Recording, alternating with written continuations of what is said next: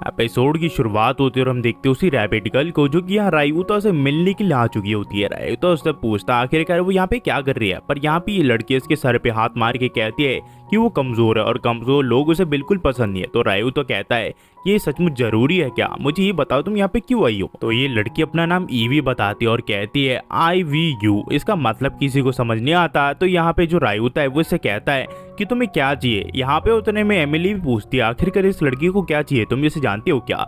ये कहता है कि मैं इस लड़की को नहीं जानता, पर ये लड़की मुझे डैनजोंग के यहाँ पे मिली थी। उतने में यहाँ पे जो ईवी है वो एक आदमी को ले आती है और अपनी हाथ की मदद से उसके कंधे पे वार करती है और वो मारा जाता है। इसे देख के ये दोनों काफी घबरा जाते हैं। ईवी से बताती है कि जब भी किसी नॉर्मल इंसान को मारती है वो मारा जाता है, पर रायुता का जो लेवल है वो लेवल 1 का है, पर फिर भी वो मर नहीं रहा। तो रायुता समझ जाता है उसकी जो HP है वो S रैंक की है, इस वजह से वो मर नहीं रहा। ईवी फिर कुछ निकालने लग जाती है और हम देखते हैं ये कैरेट होता है और ये काफी बड़ा कैरेट होता है जो कि इसे डैनजोंग में मिला था। तो रायुता समझ जाता है जब एमिली और वो डैनजोंग से काफी सारे कैरेट ला रहे थे तो शायद उसमें से एक कैरेट नीचे गिर गई थी और वो अचानक से गायब हो गई थी। वो जरूर से ईवी ने की थी। ईवी फिर रायुता को बताती कि इस कैरेट को खाने के बाद उसे और ज्यादा कैरेट चाहिए, ये काफी ज्यादा डिलीशियस कैरेट है, ऐसे कैरेट उसने कभी भी नहीं खाया और इस वजह से उसे और चाहिए। ईवी की नजर उतने में एमिली के हाथों पर जाती है जिसने काफी सारे कैरेट पकड़ रखे होते हैं, जिस वजह से उसके मुंह में पानी आ जाता है और वो कहती है कि मुझे कैरेट काफी पसंद है, मुझे कैरेट खाने हैं। ईवी के मुंह से फिर पानी टपकने लग जाता है। तो एमिली कहती है तुम आखिरकार अंदर क्यों नहीं आती, हमारे पास काफी सारे कैरेट है, तुम सारे कैरेट खा सकती हो, तुम्हें चिंता करने की कोई जरूरत नहीं है। जिसके बाद एमिली कैरेट से काफी सारी सब्जियां बना देती है जो कि काफी ज्यादा डिलीशियस होती है। ये तीनों प्रेयर करते हैं जिसके बाद ये खाना शुरू करते हैं और ईवी जैसे उस खाने को खाती है वो कहती है तो काफी ज्यादा डिलीशियस है, एमिली का खाना हमेशा बेस्ट होता है। यहाँ पे इसकी तारीफ करने लग जाती है, वो कहती है वो खाने की देवी है। साथ ही में रायुता भी इसकी तारीफ करने लग जाता है, पर एमिली कहती है ऐसी कोई बात नहीं है, वो तो नॉर्मल चीज का यूज करती है जिस वजह से खाना टेस्टी हो जाता है।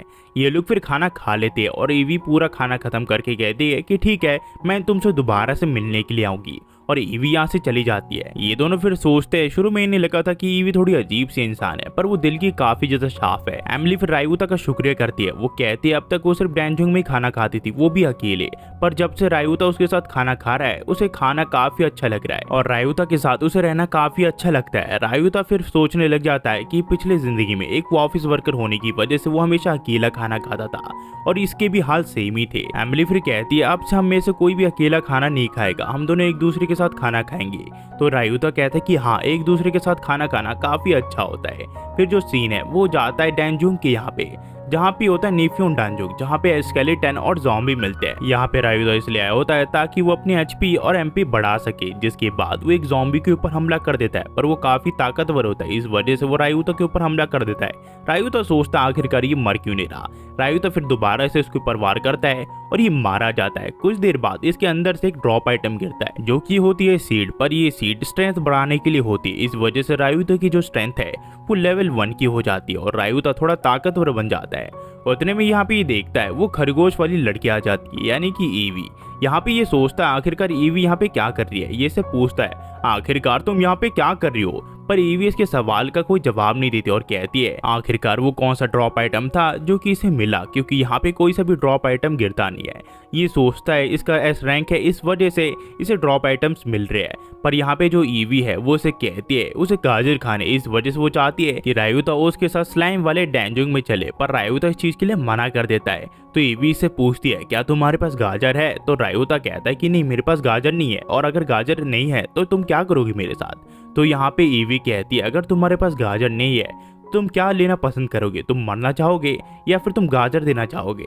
तो यहाँ पे ये कहता है क्या मेरी लाइफ भी इसके ऊपर डिपेंड करती है, ये कहती कि हाँ इसके ऊपर तुम्हारी लाइफ डिपेंड करती है। तो ये कहता है कि ठीक है मैं तुम्हारे लिए गाजर ले आऊंगा, पर जब तक मैं उस डैनजोंग में जाके कुछ गाजर नहीं ले आता तुम्हें गिल्ड के वहाँ पे इंतजार करना पड़ेगा। ये भी इस चीज के लिए हाँ कर देती है और काफी खुश भी होती है, जिसकी बाद ये गिल्ड के वहाँ चली जाती है। फिर हम देखते हैं यहाँ रायुता को जो कि काफी सारे स्लाइम्स को मार के काफी सारी गाजर्स को इकट्ठा कर चुका होता है। यहाँ पे ये गिल्ड के यहाँ पहुंच जाता है जहाँ पे ईवी बैठी हुई होती है और सभी लोग ईवी को ही देख रहे होते हैं। यहाँ पे जो रायुता है वो सीधा ईवी के पास जाता है और उसे गाजर दे देता है। पर लोग सोच रहे होते हैं आखिरकार ये इंसान इतना ताकतवर कैसे है, डायरेक्ट ईवी को ये गाजर दे रहा है। ईवी ये गाजर दे के काफी खुश हो जाती है और खरगोशों की तरह उस गाजर को खाने लग जाती है। उसे गाजर काफी अच्छे लग रहे होते हैं। वो सोचता है आखिरकार तुम किस तरह से ये खा रही हो, ऐसा लग रहा है तुम्हें कई दिनों से गाजर नहीं मिले खाने के लिए। उतने में यहाँ पे एर्जा आ जाती है जो कि इससे पूछती है क्या तुम इस लड़की को जानते हो, क्या ये तुम्हारी साथी है।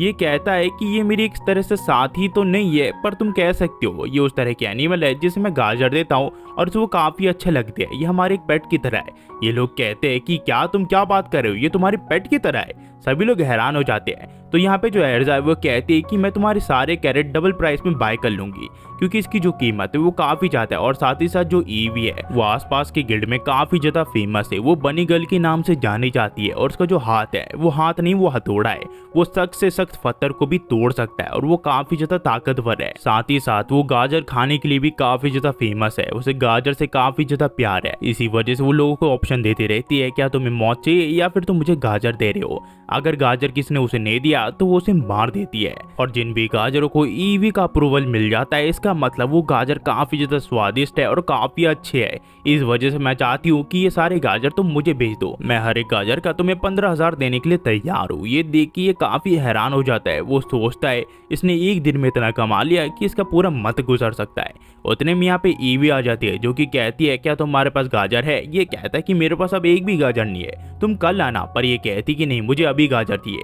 इस वजह से इसके ऊपर हमला करने लग जाती है। पर रायु तो फिर इसे अपना नाम बताता और कहता है कि मेरे पास अभी गाजर नहीं है, तुम कल आना, मैं पक्के से प्रॉमिस करता हूँ मैं तुम्हें और ज्यादा गाजर दूंगा। तो ये कहती कि ठीक है मैं कल दोबारा से आऊंगी जिसके बाद मैं और गाजर खाऊंगी। तो रायुता कहता है कि ठीक है।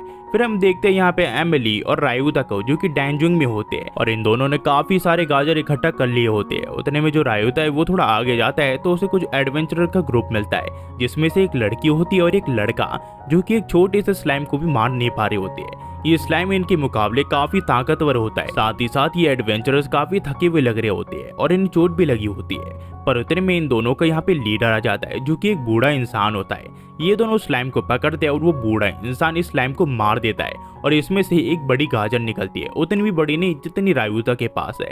ये कहता है कि चलो अब आगे जाने का समय हो चुका है। पर ये दोनों कहते हैं कि हम यहाँ पे रुक के थोड़ा रेस्ट कर सकते हैं। तो ये बूढ़ा इंसान कहता है कि तुम यहाँ पे थोड़ा रेस्ट करोगे तो तुम ताकतवर नहीं बन पाओगे। मैं ये सारी चीजें इसलिए कर रहा हूँ ताकि तुम सब ताकतवर बन पाओ। मुझे कोई शौक नहीं है पूरे हफ्ते इस डैंजुंग में बिताने का, क्योंकि ऑलरेडी मैं ताकतवर हूँ। अगर तुम्हें ताकतवर नहीं बनना है तो मुझे अभी से कह दो, मैं वापस चले जाऊंगा। अगर तुम ताकतवर बनना चाहते हो तो मेरा पीछा करो और जो ऑर्डर्स दे रहा हूँ मैं उनको फॉलो करो, जिसके बाद तुम दोनों ताकतवर बन जाओगे। ये दोनों फिर इसकी बात मान लेते हैं। वहीं पे हम देखते रायुता को जो कि सोच रहा होता है ये इंसान भी मेरी बॉस की तरह है जो कि हमें हमेशा कहता था कि ये सारी चीजें मैं तुम्हारे लिए कर रहा हूँ, तुम्हारी इसमें बेनिफिट है। पर हमेशा वो सिर्फ अपना ही बेनिफिट देखा करता था। लगता है इस तरह के इंसान हर दुनिया में होते हैं। उतने में यहाँ पे एमिली आ जाती है जो कि यहाँ पे इसे पूछती कि क्या हुआ। ये कहता है कि कुछ भी नहीं। तो एमिली कहती कि चलो लंच कर लेते हैं, वैसे भी लंच का टाइम हो चुका है। तो रायुता कहता है कि ठीक है। ये दोनों फिर लंच करने लग जाते हैं। इन दोनों को यहाँ काफी अच्छा लग रहा होता है। रायुता भी कहता है कि तुम्हारा लंच काफी अच्छा है एमिली। पर तभी हम देखते हैं यहाँ पे ईवी भाग रही होती है जो कि एमिली का लंच खाने के लिए आ रही होती है। यहाँ पे ये एमिली से पूछती है क्या मैं इस चीज को खा सकती हूँ। तो एमिली कहती है कि हाँ तुम इस चीज को खा सकती हो। ईवी फिर यहाँ पे गाजर से बनी हुई पुडिंग खाने लग जाती है जो कि काफी टेस्टी होती है। ईवी को ये अच्छा लगता है। तो एमिली कहती तुम और भी ले सकती हो। तो ईवी कहती कि ठीक है मैं इस चीज को भी ले लूंगी। पर तभी वो बूढ़ा इंसान अपने साथियों को लेकर यहाँ पे आ जाता है जो कि कहता है कि उन जैसे लोगों जैसे बिल्कुल मत बनना, क्योंकि काफी ज्यादा आलसी लग रहे हैं और डैंजुंग जो है वो काफी खतरनाक जगह है। अगर तुमने जरा सा भी सावधानी भटकी तो तुम मारे जा सकते हो। इस वजह से तुम्हें हमेशा सावधान रहना पड़ेगा। पर उतने में यहाँ पे ईवी आ जाती है जो कि एक गाजर को 2 टुकड़ों में काट के इन दोनों के मुंह में डाल देती है और ये दोनों इस चीज को अच्छे से खाने लग जाते हैं। इन दोनों को ये गाजर काफी पसंद आती है। ईवी फिर उस बूढ़े इंसान से कहती है वो उन लोगों से नफरत करते हैं जिन्हें पता ही नहीं कि गाजर का कितना स्वाद होता है, गाजर कितनी डिलीशियस होती है और कितने हार्ड वर्क से बनती है। ये बूढ़ा इंसान फिर कहता है कि लड़की तुम्हारी हिम्मत कैसे हुई। ईवी फिर इसके गर्दन पे अपने हाथ रख देती है और कहती है तुम्हें पता है लो लेवल के कैरेट सबसे ज्यादा अच्छे होते हैं और वो डिलीशियस होते हैं। पर उतने में वो बूढ़ा इंसान अपने साथियों को कहता है कि चलो इन लोगों के साथ टाइम वेस्ट करने से कोई फायदा नहीं है। ये लोग फिर यहाँ से चले जाते हैं। पर उतने में रायुता ईवी को कहता है कि तुम्हें ये सब करने की कोई जरूरत नहीं थी। ये लोग फिर गिल्ड के यहाँ पे आ जाते हैं जहाँ पे ये लोग काफी सारे कैरेट लाए होते हैं। पर कुछ कैरेट इनके छूट चुके होते हैं क्योंकि इनके पास ट्रॉली नहीं होती। तो एर्जा से बताती है कि कहाँ इन्हें ट्रॉली मिल सकती है जो कि काफी अच्छे होते हैं। उन्हें मैजिक कार्ड कहते सकते हैं ये लोग, और वो काफी सारे कैरेक्टर इनके रख सकते हैं और काफी अलग अलग चीजें भी। तो रायू तो कहता है ये तो काफी अच्छा लग रहा है सुनने में। जिसके बाद ये लोग मैजिक कार्ड खरीदने के लिए आ जाते हैं, जहाँ पे इनका एक बच्ची वेलकम करती है।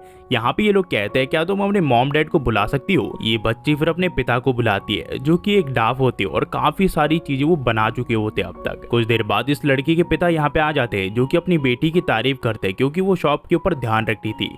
ये फिर यहाँ पे रायगुता का एक मैजिक कार्ड दिखाते हैं, जो कि अभी अभी इन्होंने बनाई होती है। साथ ही साथ जो इस मैजिक कार्ड के फीचर्स होते हैं वो काफी अच्छे होते हैं, जिन्हें सुन के ये दोनों काफी खुश हो जाते हैं। पर इसकी जो कॉस्ट होती है वो काफी ज्यादा होती है, जिसके बाद ये इन्हें रेगुलर वाले दिखाता है, पर वो भी काफी महंगी होती है। इस वजह से जो इनका प्लान होता है मैजिक कार्ड खरीदने का, ये लोग उसे कैंसिल कर देते हैं और सोचते हैं कि आगे जाके ये लोग एक ना एक दिन मैजिक कार्ड को खरीद लेंगे। पर अभी इनके पास उतने पैसे नहीं है कि इस चीज को अफोर्ड कर सके। ये दोनों फिर घर वापस जाने लग जाते हैं, पर उतने में इन्हें आवाज सुनाई देती है कि सिटी के अंदर एक मॉन्स्टर घुस चुका है। एमिली फिर रायगुता को बताती है अगर कुछ आइटम को आप खुले में छोड़ दो तो वो मॉन्स्टर आजाद हो जाता है, जिसके बाद वो सिटी के ऊपर हमला कर देता है। ये मॉन्स्टर एक बड़ा सा गोरिल्ला होता है और इससे बच के काफी सारे लोग भाग रहे होते हैं। ये गोरिल्ला पूरे शहर में तबाही मचा चुका होता है और साथ ही साथ जो एडवेंचर्स होते हैं वो भी इनके सामने नहीं टिक पा रहे होते, इस वजह से ये लोग भाग रहे होते हैं। पर उतने में हम देखते हैं यहाँ पे जो एर्जा है वो उस गोरिल्ला से भागते हुए गिर जाती है, पर इससे पहले वो गोरिल्ला एर्जा को मारता है। यहाँ पे रायगुता उसे रोक लेता है और उतने में यहाँ पे जो ईवी है वो ताकतवर एडवेंचर्स को लेके आ जाती है,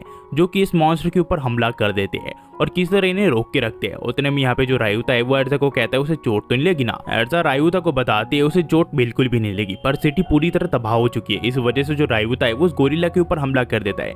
सबसे पहले उसे एक हेडबट देता है, जिसके बाद वो उसके ऊपर पंच से वार करता है, जिस वजह से जो गोरिल्ला है वो दूर जाके गिरता है और कुछ ही देर में उस गोरिल्ला का खात्मा भी हो जाता है। रायगुता इस चीज से खुश होता है कि उसने वक्त पे उस गोरिल्ला को रोक दिया, जिस वजह से पूरे शहर में ज्यादा तबाही हुई नहीं। इस वजह से सभी लोग इसकी तारीफ भी करते हैं।